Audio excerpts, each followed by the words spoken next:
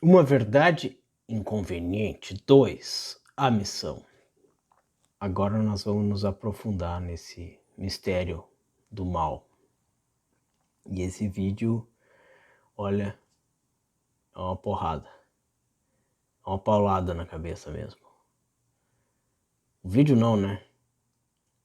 O que Coração diz? Tomara que eu consiga expressar um pouco disso. Que o próprio autor, vocês vão ver que ele pede calma uma hora, não. Espera, nós vamos tratar disso de novo mais adiante. Mas o ponto, né, que vinha sendo desenvolvido era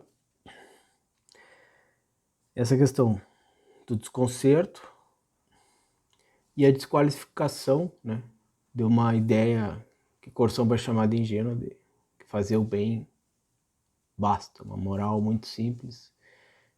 Faz o bem que tu vai ser feliz e vai, né, vai ser um homem bom e o mal vai ser afastado de ti. A gente espera isso. A gente sofre porque isso não acontece. A gente sente esse desconcerto, né? E aí ele vai justamente aqui citar Camões, Eclesiastes e Jó para dizer, ó, não adianta fazer o bem que tu não vai ser feliz. Até agora a gente vem tentando definir o que é esse desconcerto, né? O que não é o desconcerto do mundo e afastando algumas, né, perspectivas aí parciais, o mito do progresso. E as citações de Pascal são muito boas, né? A questão da a genial loucura de Pascal. E aqui o Coração nesse trecho vai retomar isso aí e vai trazer, né, uma questão que eu já vinha abordando nos vídeos anteriores, que parecia até meio deslocada, mas que agora faz sentido, que é a questão da imortalidade da alma, né? Então ele vai dizer que ele vai abrir as portas do céu para nós, no final desse tópico aqui, né? Então, primeiro ele retoma a questão do mistério do mal, né? Então, por que o mal? Esse é o desconcerto. Por que o consentimento dos deuses? Por que este castigado e aquele recompensado? Então, a consciência humana pasma diante desse espetáculo do mal e da impassibilidade dos céus diante disso. Por que Deus não faz nada? Permite isso. E aí ele vai trazer 3 abordagens desse mistério do mal. A primeira é a feição grega, a segunda é a reação judaica e a terceira é a revelação cristã. Esse mistério do mal, por que Deus permite que as crianças sofram, que os maus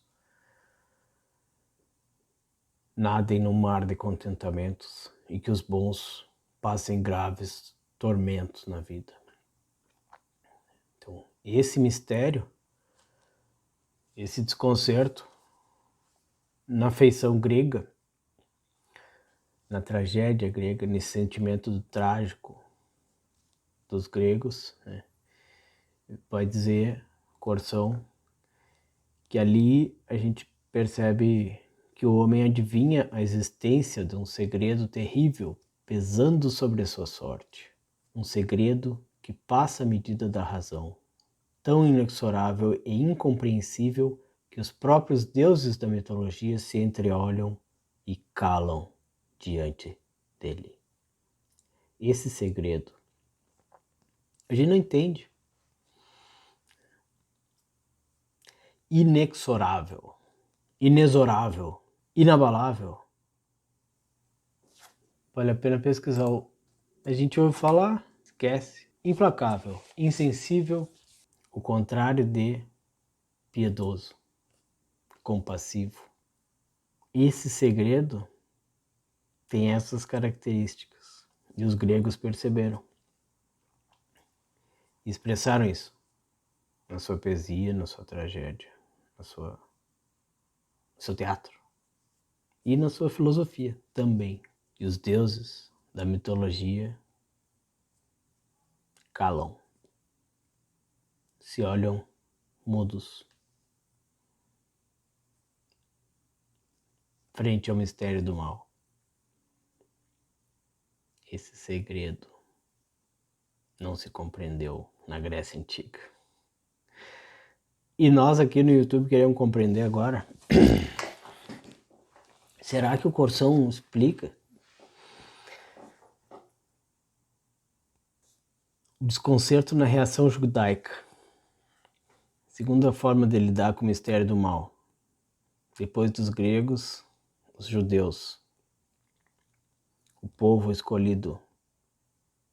E Gustavo Corsão cita muito Eclesiastes nesse livro. E aqui é no Eclesiastes que ele vai buscar, né, a expressão desse desconcerto. Cingida aos absurdos horizontes terrestres, ao subsole, debatia-se em perplexidades a nação judaica. Porém, sem ficar esmagada sob o opressivo e implacável destino. Deus era incompreensível, mas era o Deus de Abraão, Isaac e Jacó. Eu não entendo, mas é Deus. Cingida, a presa, atada a esses absurdos horizontes terrestres, ao subsole, que é típico do Eclesiastes.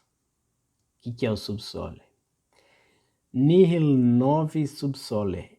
Não há nada de novo sob o sol, então é debaixo do sol, né? É nesse horizonte terrestre aqui. No mundo, cingido ao mundo estava esse povo, mas não se sentia esmagado sob um opressivo e implacável destino, inexorável destino.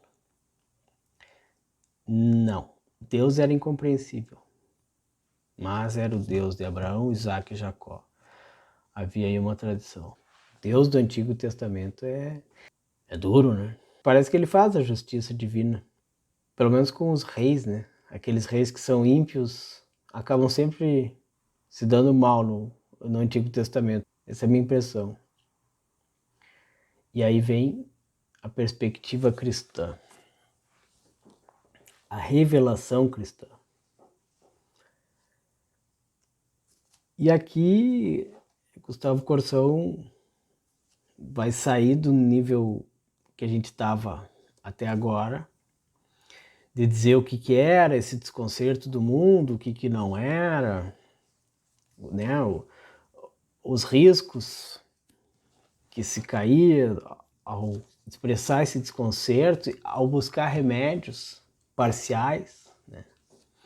Ok, mas agora ele vai dizer a causa do desconcerto.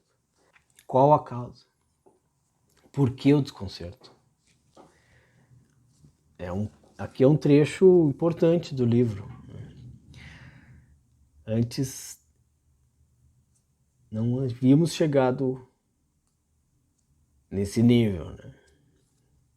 A causa principal de todo o desconcerto é a grandeza de nosso ser e a grandeza ainda maior de nossa vocação.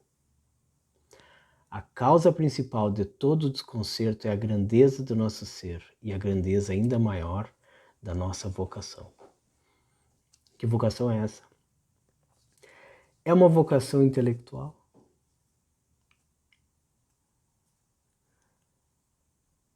Tu tens uma vocação intelectual? Acha que tem? Então comenta aí, me digam se vocês acham que tem essa vocação. A maior grandeza, que ainda é maior do que o nosso ser, que é a grandeza da nossa vocação. Então, cada um que encontra a sua vocação, abraça com fé, com coragem e vai. Sente o desconcerto. Essa é a causa. Se a gente consegue enxergar, é porque a gente diferencia, né? Intelige. A Epístola aos Romanos traz a revelação completa do primeiro pecado, com a notícia de que onde abundou a falta, superabundou a graça. E aí é o pecado original, de que já falamos, a árvore do conhecimento do bem e do mal.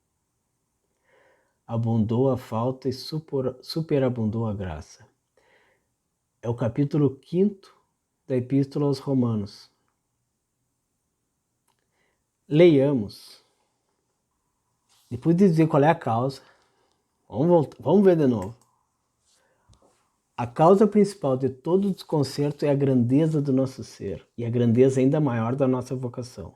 No Novo Testamento se abre a porta do céu, mas entre nós e ela fica ainda o caminho marcado pelo sangue de um Deus crucificado.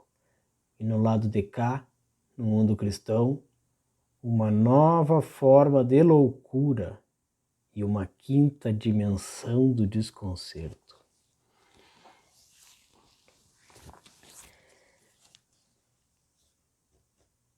Essa é a paulada, que vinha já na causa, né? Levantada, e agora desce na cabeça. No Novo Testamento se abre a porta do céu, mas entre nós e ela fica ainda o caminho marcado pelo sangue de um Deus crucificado. E no lado de cá, no mundo cristão, uma nova forma de loucura e uma quinta dimensão do desconcerto.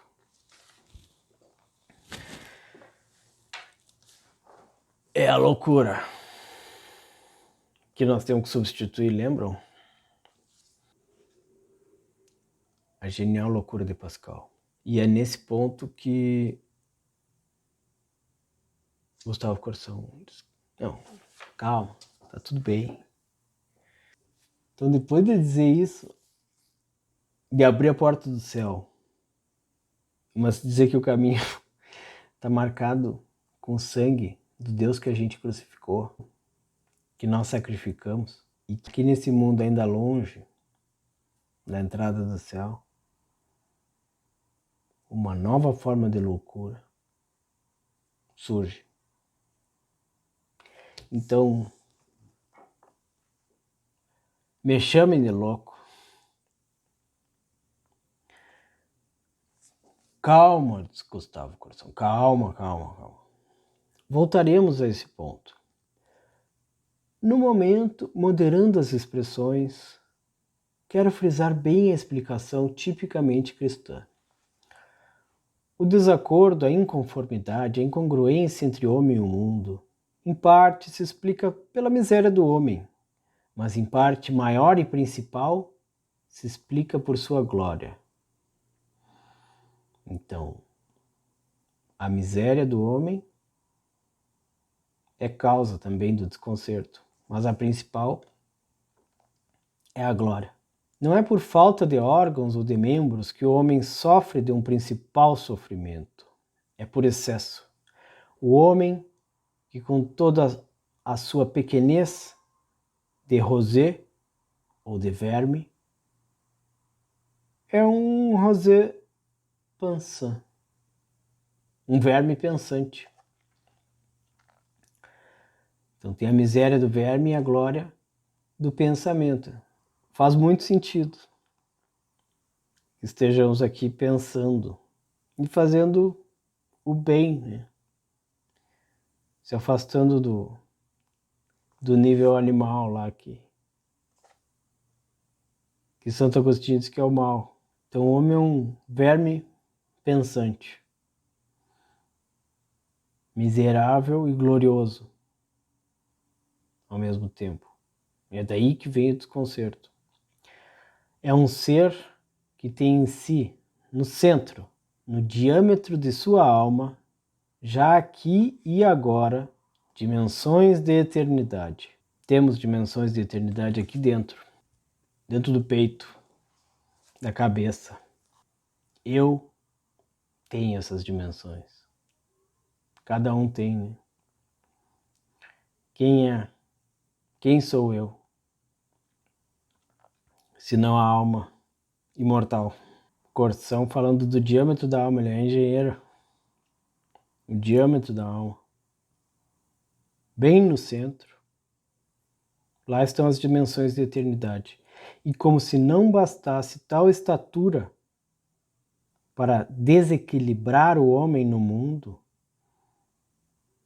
é ainda um ser imitado pela pessoa divina que se fez carne e que nos veio trazer um convite para uma festa no céu, na intimidade de Deus. E é importante dizer, para quem não acredita, o que aconteceu com Jesus Cristo é diferente dos mitos gregos, por exemplo, né, da mitologia, porque tem a dimensão simbólica e ao mesmo tempo histórica. Aconteceu de fato. E quem é que prova que não aconteceu? Dá para sentir a certeza que Gustavo Corson tem disso, né? E que ele desenvolveu ao longo da vida. Assim, é difícil ter certeza? Não, aconteceu tudo aquilo, os milagres, a ressurreição, as profecias que se realizaram, né? Como se não bastasse essas dimensões de eternidade que nós temos na nossa alma agora, ainda aqui nesse mundo, para nos desequilibrar, vem Jesus, Deus, que se faz carne e nos traz esse convite para uma festa no céu na intimidade de Deus. O leitor certamente está lembrado da boa recomendação deixada por Pascal. Seguinte: não é bom falar da miséria humana sem lembrar da sua grandeza. Como não é bom falar em sua grandeza sem lembrar da sua miséria. Os humanistas, os benfeitores da humanidade, esquecem da miséria. Ora, o mundo, num de seus mais acabrunhantes desconcertos, vem falando demais da miséria humana, e até para corrigir esta ou aquela especial miséria, agrava as outras. E aí vem aquela filosofia perversa da economia política. Qual é? Eugenia.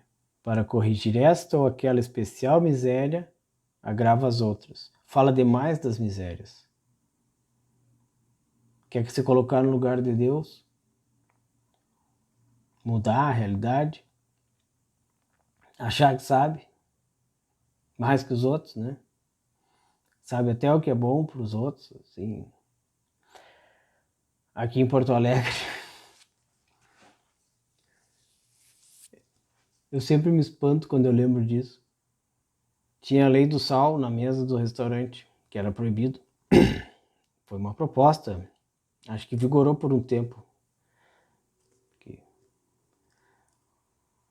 Partiu de um vereador ali, foi acolhida na Câmara.